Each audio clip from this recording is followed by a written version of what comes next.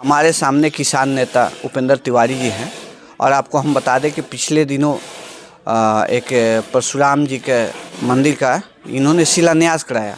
और आपको बता दें कि ये किसान नेता हैं और समाज सेवी भी हैं, समाज को सेवा करते हैं। और अभी पिछले कुछ दिनों पहले देखा गया है कि ये भगवान का भी सेवा में भी लग चुके हैं। तो यहाँ पे कई लोगों का सवाल आया कि क्या लगता है, जो उपेंद्र तिवारी समाज सेवा करते थे, किसान के नेता थे और अभी ये मंदिर का अनावरण कर रहे हैं, क्या लगता है कि और आने वाला 2025 चुनाव भी है, तो क्या लगता है कि हो सकता है कि इसी के माध्यम से इस चुनाव का अपना प्रचार करेंगे? तो बाकी सारी बातों को हम रखेंगे और बात करेंगे उपेंद्र तिवारी जी से। जी, सबसे पहले स्वागत है आपका। आपका भी स्वागत है, आपकी जनता का भी स्वागत है, सभी को प्रणाम है। उपेंद्र तिवारी जी से मेरा सवाल होगा कि अभी कुछ दिन पहले आप परशुराम भगवान का मूर्ति का अनावरण किए थे, वो भी अपने दरवाजे पे। जी जी। और वहाँ पे ये भी मतलब सुनने में आ रहा कि सेवा स्थल भी वहाँ पे बनेगा। तो क्या लगता है कि जो उपेंद्र तिवारी जो हैं इसी के माध्यम से चुनावी प्रचार में आ रहे हैं क्या? नहीं, ये भ्रम है। सेवा को चुनाव के प्रचार से न जोड़ा जाए। आजकल ये चर्चा हो गया है, सेवा को सेवा भाव में ही रहने दिया जाए, क्योंकि जो उसमें सोच है वो सभी जाति, सभी धर्म, सभी समुदाय के लोगों को हम एक ही बात बोले, एक मुट्ठी दान समाज का कल्याण।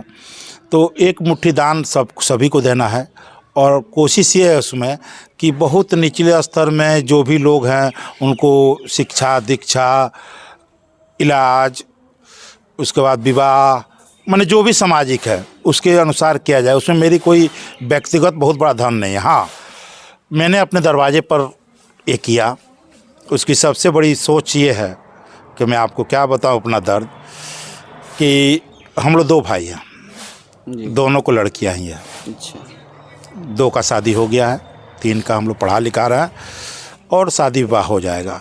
तो हम लोगों ने सोचा कि या हम लोगों ने राय किया या अपन बैठ के चिंता किया कि आखिर कुछ तो करना है ना समाज के लिए। जिस तरह अपने बेटियों को कर दिए उसी तरह दूसरे के बेटा बेटी को भी कर दिया जाए। तो इसके लिए एक माध्यम है और वह जनता। अपने पास जो भी शक्ति है तो हम लोग पढ़ा लिखा के शादी विवाह तो कर दे रहे हैं, उसके लिए हम लोग किसी के चंदा या किसी की ज़रूरत नहीं है।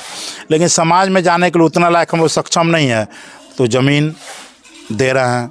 वहाँ पर भी एक विचार है कि शिक्षा के क्षेत्र से जहाँ तक आस्ते आस्ते उसमें जनता का सहयोग लेने के लिए हम पड़ा। अच्छा, ये जो कार्य हुआ भगवान परशुराम का जो भी स्थापना हुआ, वो आखिर आपके गांव में क्यों, बरौली में ये चीज़ क्यों नहीं?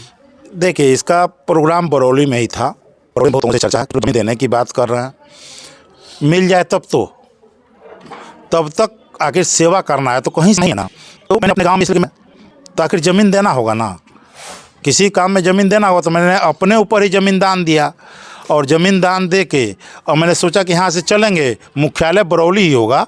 बरौली में कोशिश हो रहा है जिस दिन बनेगा यहाँ एक भव्य मंदिर, विवाह भवन, जनेऊ, गुरुकुल, बहुत चीज़ें से सेवा से हो, स्वास्थ्य से हो, शिक्षा से हो, माने जहाँ तक लोगों की ज़रूरत है उसमें हम लोग कोशिश करेंगे कि उत्तीर्ण हो। या अच्छा, एक चीज़ और, चूँकि ये काम पहले भी हो सकता था, अभी चुनाव जितना करीब आया तो अभी चुनाव के करीब ये चीज़ होना भी दर्शाता है कि कहीं ना कहीं ये सच्चाई इसमें दर्शा रहा है कि चुनाव के करीब ये काम होना, आप ज़रूर इसको राजनीति से जोड़ना चाहते हैं।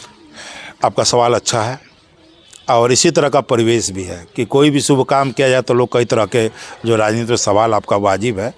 लेकिन इसमें जो सबसे बड़ी देखिए क्या है कि हम तो विधायक के कैंडिडेट नहीं है ना भाई, किसान नेता है ना, किसानों का आवाज़ उठाते रहते हैं ना। ऐसा थोड़ी है किसान नेता है तो आप विधायक नहीं बन सकते, वो कैंडिडेट नहीं बन सकते हैं। देखिए, अभी तक तो ऐसा सोच नहीं आया है, क्योंकि आजकल क्या, ये तो संविधान के है कि जेल में रह करके अगर कोई लड़ सकता है तो आप तो बाहर हैं, किसान की सेवा कर रहे हैं, कल होकर के आप बिल्कुल कैंडिडेट बन सकते हैं। देखिए, एक बात है कि व्यवस्था परिवर्तन हमारे अंदर भी जो अलख जग रहा है वो तभी किया जाता है जब कुछ लोगों का मदद करके कुछ लोगों को निकाला जाए।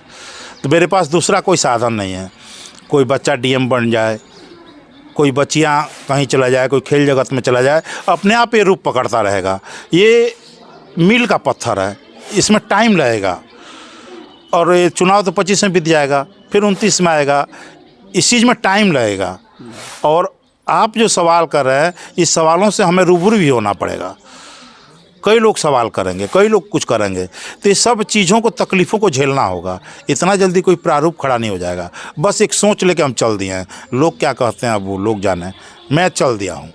आप चल दिए। देखिए, मालवीय जी जब चले थे, BHU का जो निर्माण हुआ था, तो उसमें मालवीय जी अकेला ही चले थे। उन लोग, उस समय भी लोगों ने कहा, किसी ने जूता चला के मारा, किसी ने कुछ, जो भी कहानियाँ हैं, तो आखिर वो अपने काम को किए, लेकिन लंबा टाइम लगा। तो समय था, राज रजवाड़ा नवाबों की थी, सुना है नवाब भी दे ज़मीन दे दिया, और भी लोग दे दिए, हमारे बेतिया महाराज भी जाके उसमें योगदान कर दिए। मैं भी कोशिश करूंगा हाथ जोड़ से कि लोग इसमें सामने आएँ और इसको व्यवस्था का आगे ले। कहाँ मालवीय जी नेता बन गए। अच्छा, एक चीज़ और, क्या ठीक है, हम मानते हैं कि आप चुनाव से इसको नहीं जोड़ते हैं, आप राजनीति से नहीं जोड़ते हैं, तो क्या अगर उपेंद्र तिवारी ये पहल कर रहे हैं, आगे कदम बढ़े हैं, तो आपके साथ जनता आएगी इस चीज़ को पूर्ण रूप से करने पे? मुझे विश्वास है, जनता ही सब कुछ करती है। हम जनता के दरबार में हैं। हम बोले हैं कि एक मुट्ठी दान, समाज का कल्याण। आज देखिएगा, बहुत बरसों पहले, हजारों हजार वर्ष पहले जब गुरुकुल चलता था और जिसमें शिक्षा दीक्षा दिया जाता था, तो एक मुट्ठी दान से ही चलता था। बच्चे जाते थे गुरुकुल के, भिक्ष मांगते थे, लाते थे, शिक्षा दीक्षा करते थे उस समय। तो आज क्यों नहीं? अच्छा, आपका जो ये स्लोगन या जो कुछ भी, एक मुट्ठी दान समाज का कल्याण, अगर ये एक मुट्ठी दान अगर नहीं मिलता है, आपको कहीं से आपको सपोर्ट नहीं मिलता है, आपने इस चीज़ को, भगवान परशुराम का जो शिलान्यास किया, तो इसमें आप कहाँ तक सक्षम हो पाएंगे अगर समाज से नहीं आपका सपोर्ट मिलता है? मैंने ऐसा हो सकता है कि अच्छा विचार लीजिएगा समाज। देखिए, समाज वो चीज़ है, गांव वो चीज़ है कि हम हमेशा अच्छे चीज़ों का सपोर्ट किया है। होता क्या है कि लोग सोचना स्टार्ट कर दिए हैं, बहुत लोगों को कहना है कि आप इसको राजनीति से जोड़ रहे हैं, उस भावना से, चूँकि जो अच्छे समाज के लोग होते हैं वो इसमें नहीं आ पाएंगे, कहीं और जाएंगे। तो क्या लगता है कि उपेंद्र तिवारी जी इस मुहिम को मतलब अंत तक पहुँचा पाएंगे? देखिए, मेहनत करना मेरा काम है, आशीर्वाद ऊपर वाले का और जनता का। हम तो मेहनत करने निकल चले हैं। हम अब क्या बोले, मील का पत्थर साबित होगा। हमें इतना बोला आज ही मिल जाएगा। और जनता बहुत दयालु है, वो सब कुछ महसूस कर रही है। अगर मेरे छवि में कोई दाग है, मेरे छवि में कोई चीज़ है, तो जनता एक्सेप्ट नहीं करेगी। ये उनकी इच्छा है। मैं तो कोशिश करूंगा। थोड़ा सा हम रुख करते हैं राजनीति की तरफ। अभी कुछ दिन पहले आपके नेता जो राहुल गांधी है, वो पटना में आए हुए थे, बहुत सारे मीटिंग हुई। उसमें 2024 में आपका गठबंधन की सरकार थी राजद से, और अभी जो तेजस्वी यादव से कुछ बातचीत भी हुआ, जिस परिस्थिति में तेजस्वी यादव उनको बोला कि हम लोग का गठबंधन जो था 2024 के लिए ही था, उसके बावजूद भी जो राहुल गांधी है वो लालू यादव से मिलने जाते हैं। तो क्या ये लगता है कि एक तरफ तेजस्वी यादव का बयान ऐसा, एक तरफ क्या बोलते हैं कि राहुल गांधी जाकर मौखिक मिलते हैं लालू यादव से, तो क्या ये हमको कुछ समझ में नहीं आ रहा है कि ये आप लोग का ये चल क्या रहा है? देखिए, व्यक्तिगत तौर पर राहुल जी बहुत अच्छे आदमी हैं, बहुत अच्छे इंसान हैं। जहाँ तक मैंने महसूस किया है, मिलने का तो मौका नहीं मिला, जो न्यूज आप लोग जो भी है। दूसरी चीज़ है कि कभी भी गठबंधन जो है, दो विचारों का मेल होता है। कितना दिन तक चलेगा ये नहीं मालूम, और प्रत्येक पार्टी की है। ऐसा नहीं है कि सिर्फ कांग्रेस है, महागठबंधन ही है, UPA ही है, NDA भी उसी का रूप है। ये अपने अपने सुविधा के अनुसार पार्टियाँ एडजस्ट करती रहती है। उससे मेरा कुछ नहीं बोलना, उसके लिए तो पार्टी के प्रवक्ता हैं। लालू जी से राहुल जी का व्यक्तिगत बहुत अच्छा रिश्ता है, जैसा कि हमने सुनना में आया है। तो हो सकता है गार्जियन के रूप में मिलने गए हों। ऐसा कुछ नहीं ना कि एक तरफ तेजस्वी यादव का बयान अलग आता है, एक तरफ राहुल गांधी जाकर मिलता है। तो 2025 में भी ऐसा नहीं ना कि गठबंधन के आप लोग, देखिए, ये चीज़ तो राहुल और तेजस्वी जी बताएंगे, कांग्रेस पार्टी के जो अध्यक्ष हैं, जो इसमें है, वो बताएंगे और वो बताएंगे। इसमें मैं कुछ नहीं बोलूँगा, लेकिन इतना ज़रूर बोलूँगा कि लोगों को मिलजुल कर, देखिए हम लोग जहाँ बैठे हैं बरौली, यहाँ का क्षेत्र देखिए, बरौली विधानसभा पिछड़ते जा रहा है। ट्रेन 6 दिन से 3 दिन हो गया, कोई ट्रेन यहाँ रुकती नहीं है। तमाम यहाँ देखिए महिला कोई कॉलेज नहीं है, अनुमंडल नहीं बनने सका। बरौली विधानसभा में लग रहा है कि बिहार तो पिछड़ा ही है, बिहार में भी सबसे पिछड़ा बरौली विधानसभा है। कोई नेता काम नहीं किया। क्या इस पर नहीं सोचना चाहिए? इसमें लोगों को नहीं विचार करना चाहिए? अच्छा, एक चीज़, पप्पू यादव जो हैं वो कांग्रेस के लिए काम कर रहे हैं जी। और पप्पू यादव कुछ दिन पहले एक गोपालगंज में मर्डर होता है किसी यादव मुखिया का, तो वहाँ आते हैं और उनके साथ कांग्रेस के लोग दिखाई नहीं देते हैं। क्या देखिए, पप्पू जी निर्दल उम्मीदवार हैं। दूसरी बात, आप जानते ही एमपी बने हुए हैं। अब वो ये चीज़ पप्पू जी बताएंगे और कांग्रेस के ऊपर के लोग बताएंगे। इस विषय पर मैं पचड़ा में फंसना नहीं चाहता। मैं बहुत साफ सुथरा राजनीति करता हूँ। आप लोकल के नेता हैं तो लोकल में वो आते हैं, तो आपको तो ये राजनीति मालूम होना चाहिए। आप लोग जैसे हम लोग इस पर व्यक्ति को पहुंचना चाहिए उनके सपोर्ट में, चूंकि वो कांग्रेस के लिए काम करते हैं। नहीं, ऐसा कोई अभी पार्टी से कोई दिशा निर्देश नहीं आया है हम लोगों को। देखिए, पार्टी क्या है ना, प्राइवेट कंपनी है, बात को समझिए। परशुराम जी का जो सेवा भाव है ये अनंत है, माने ठीक है ना। पार्टी एक प्राइवेट कंपनी है जिससे कुछ सिस्टम होता है, उस सिस्टम के अनुसार दिशा निर्देश आता है। ऐसा कोई दिशा निर्देश नहीं है। चलिए, तमाम बातचीत करने के बाद आप लोग को आपके कैसे माध्यम लगा? से मैं और एक चीज़ बोल दूं कि आप बरौली का बात जब था, देखिए लोगों को विचार करना चाहिए अपने बच्चों के लिए, अपने परिवार का, अपने जीवन के लिए। अब देखिए, नगर परिषद है, नगर परिषद में कहीं जल निकासी का नहीं है, बहुत जगह शौचालय का व्यवस्था नहीं है, महिला कॉलेज नहीं है, ट्रेन नहीं रुकती है, माने अवांछित कर दिया गया है। तो इस पर भी तो विचार करना चाहिए ना नेताओं लोगों को। तो कांग्रेस तो कहती है कि सारा रोजगार तो दिया हुआ हमारा है।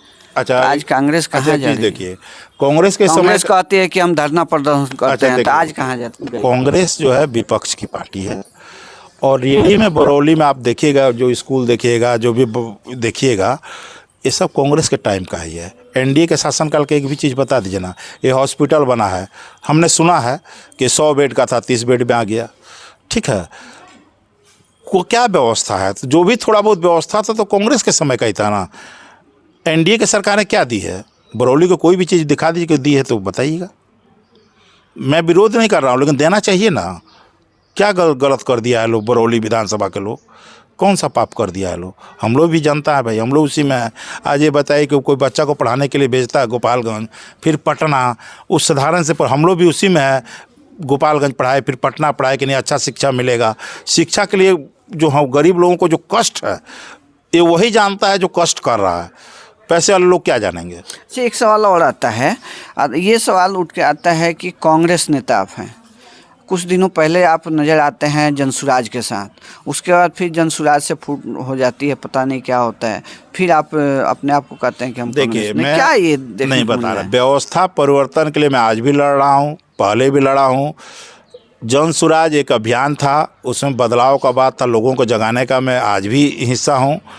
आप किसी चीज़ को बांटे मत। उस विषय में भी गांधी का विचारधारा था, आज भी गांधी का विचारधारा है। अगर जनसुराज भी चला तो गांधी को लेकर चला होगा, आप देखे होंगे। तो जो विचार मिल जाता है तो आदमी का सहयोग देने में कोई बात नहीं, विचार मिलना चाहिए बस। मान लीजिए हम यहाँ आप बैठे हुए हैं और हम लोग अभी निकलेंगे, विचार मिला हुआ है, तो आप देखिएगा कि दुआ सलाम प्रणाम पाती चाहे एक दूसरे का सहयोग होता रहता है। चलिए, तो तमाम बातचीत करने के बाद उपेंद्र तिवारी जी से आप लोग को कैसे लगा? इस वीडियो को अगर अच्छा लगता है तो ज़्यादा से ज़्यादा शेयर करें, लाइक करें।